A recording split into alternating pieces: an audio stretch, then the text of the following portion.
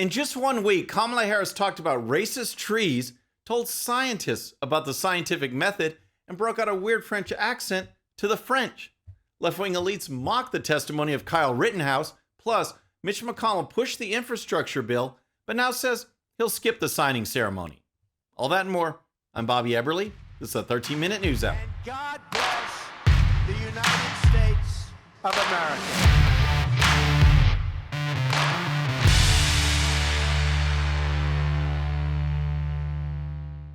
Okay, friends, welcome to the show. Happy Friday. I hope you had a great week. If you're new to the show, thank you so much for tuning in. We're going to start with Kamala Harris. And I know that today is Relax Brain Friday, and that segment usually comes at the end of the Friday show. It's still there, but the things Kamala Harris is saying and doing just make you scratch your head. And she definitely deserves her own lead segment today. Okay, first, we're going to recall that a recent USA Today Suffolk University poll has Harris sitting at 28%. 28%. That's 10 points lower than Joe Biden's incredibly bad number. And it's the lowest approval rating ever for a vice president this early into a term. So, as bad as Joe Biden is, there might be a reason why we seldom see or hear Kamala Harris. This week was a perfect example. As I covered on the last show, Kamala Harris recently toured one of the country's NASA facilities and asked if NASA could track trees by race. Here's a recap. Vice President Kamala Harris asked NASA if it could use its satellites to track trees by race in various neighborhoods as part of environmental justice during a recent display on climate change, leading many to ridicule the vice president online and even giving rise to a Black Trees Matter hashtag.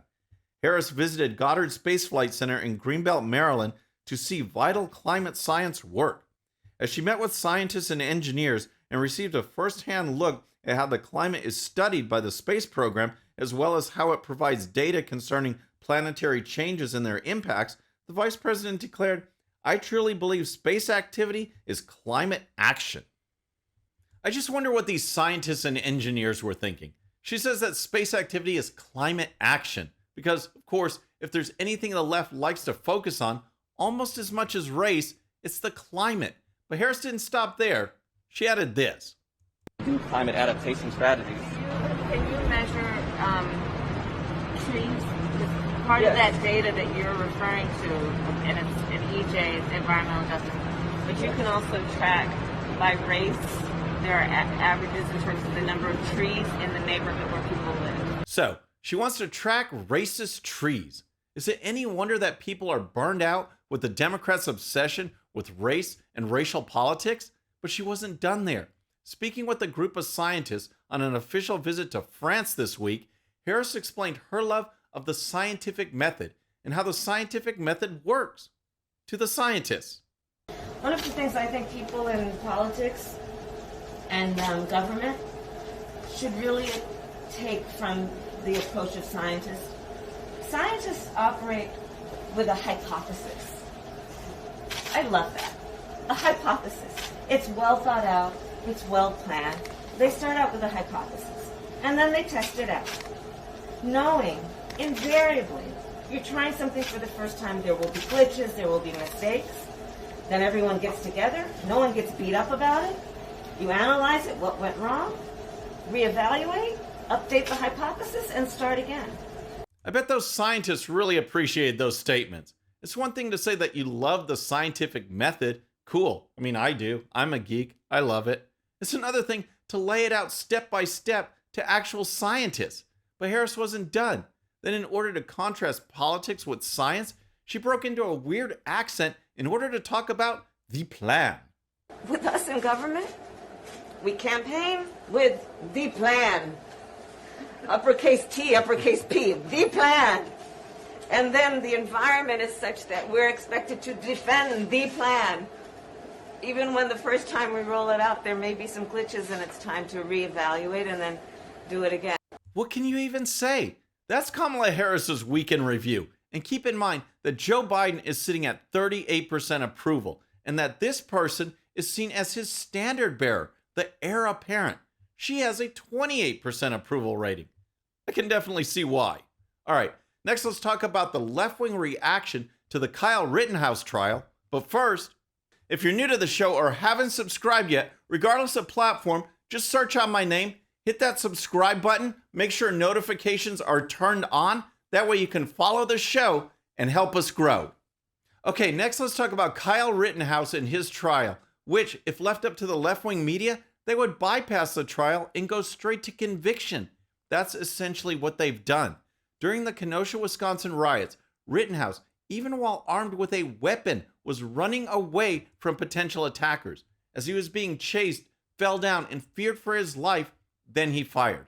One attacker, who actually testified at the ongoing trial, aimed a weapon right at Rittenhouse before Rittenhouse fired. Now, left-wing celebrities are piling on because Rittenhouse became emotional during testimony on Wednesday. The NBA's LeBron James, who's kind of famous for crying and faking fouls and also supporting China, he tweeted this.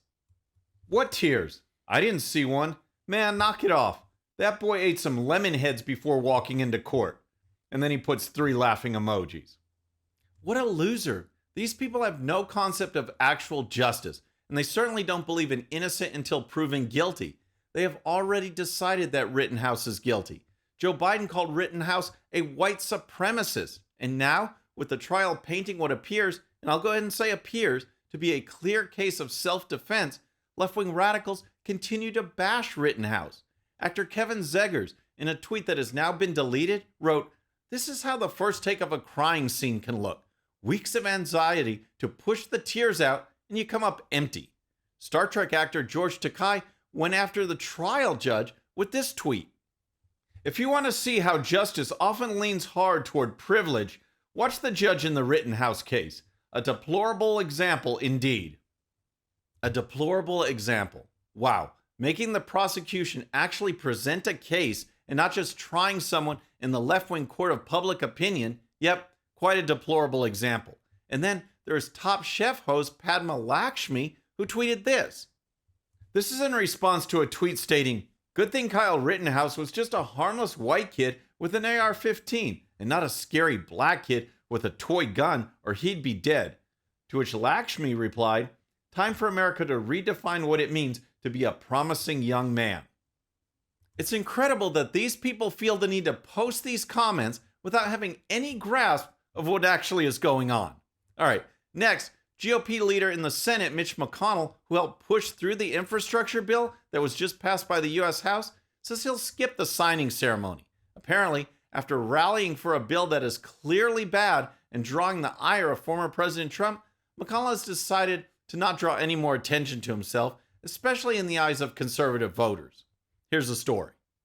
Senate Minority Leader Mitch McConnell, Republican from Kentucky, won't attend a White House signing ceremony Monday for the $1.2 trillion Infrastructure Investment and Jobs Act, also known as the Bipartisan Infrastructure Framework, or BIF, after being mocked by former President Donald Trump.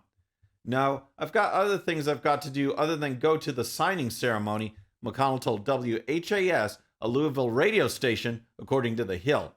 McConnell voted for the bill along with 19 Senate and 13 House Republicans, which sparked criticism from Trump in his latest public statement.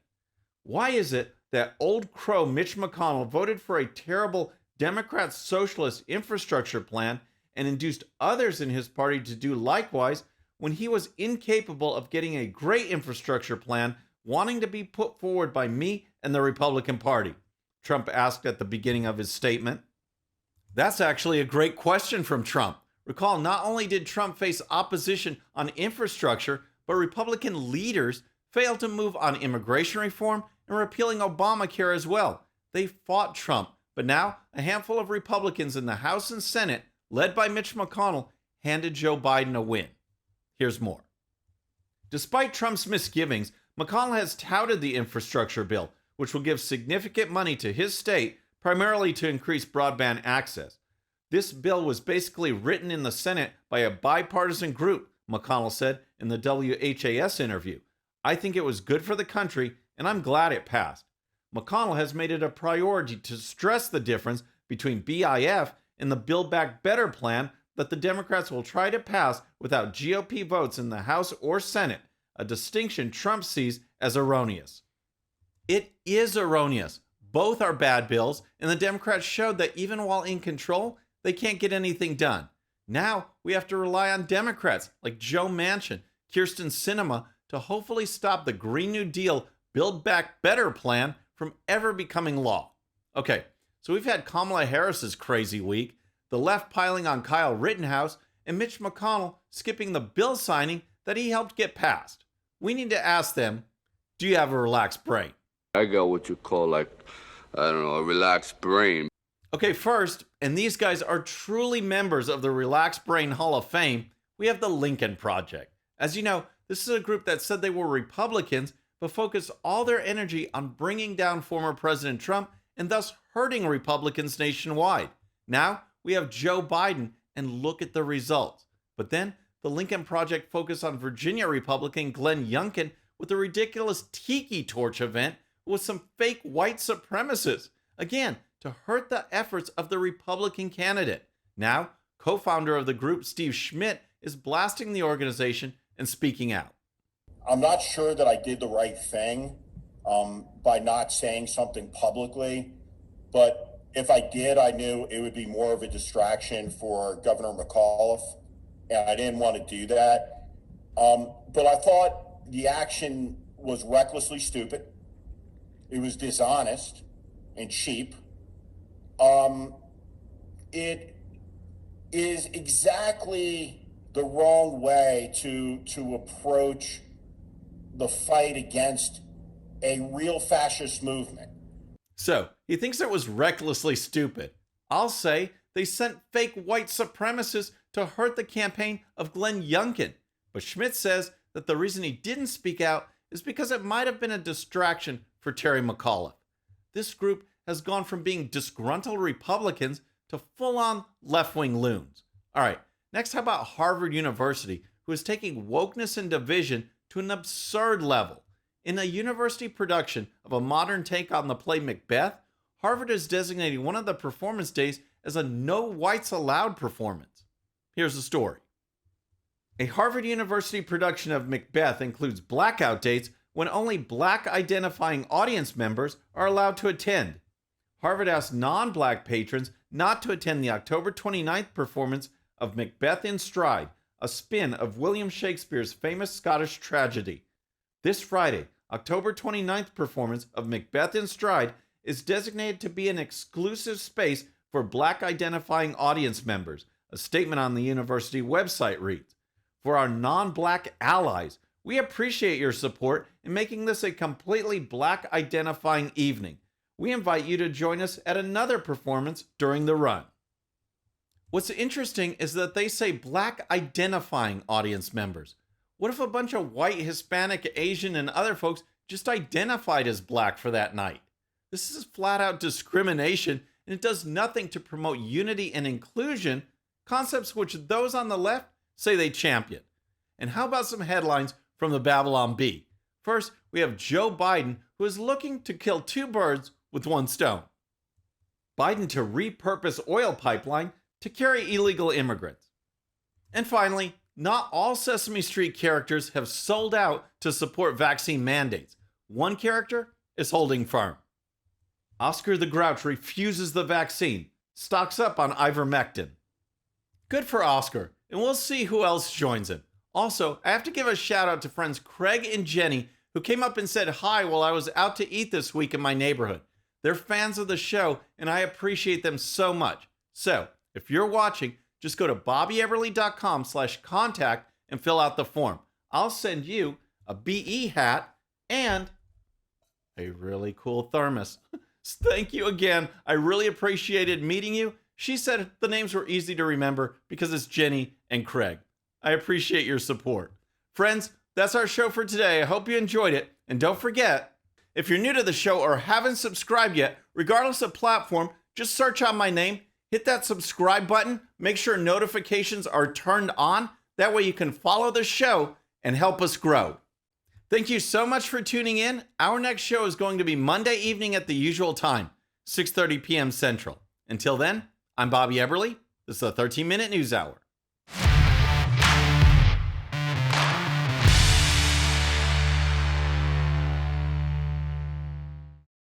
All right, friends, thanks again for tuning in. I really appreciate it. And before you go, please hit that subscribe button above. Once you do, tell your friends, share it, spread the word about the 13-minute news hour so we can keep growing. And for more great content, check out these videos right here, and I'll see you next time.